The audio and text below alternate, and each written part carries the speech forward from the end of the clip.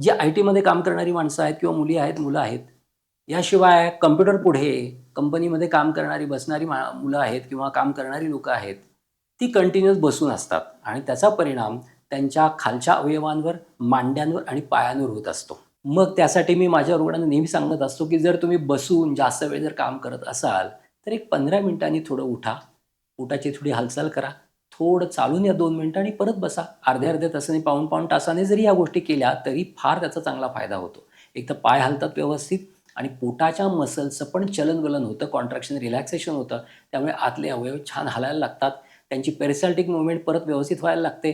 ज्याला आपण पुरस्चरण क्रिया म्हणतो आणि आतड्याची हालचाल व्यवस्थित झाल्यामुळे पोटातला गॅससुद्धा हळू बाहेर यायला लागतो आणि बाहेर आला, कसं आहे आपण जे खातो ते पुढे गेलं तरच आपल्या पोटातले स्राव व्यवस्थित स्रवणार आहेत. त्यामुळे गॅस जर व्यवस्थित खाली सरकत असेल, व्यवस्थित शौचालय साफ होत असेल, तरच व्यवस्थित भूक लागेल. जर या गोष्टी जर गॅस सरकण्याच्या, शौचालय साफ होण्याच्या जर व्यवस्थित झाल्या नाहीत, तर पोटातले स्राव, जे पाचक स्राव आपण ज्याला म्हणतो, ते व्यवस्थित स्रवणार नाही आणि व्यवस्थित भूक लागणार नाही.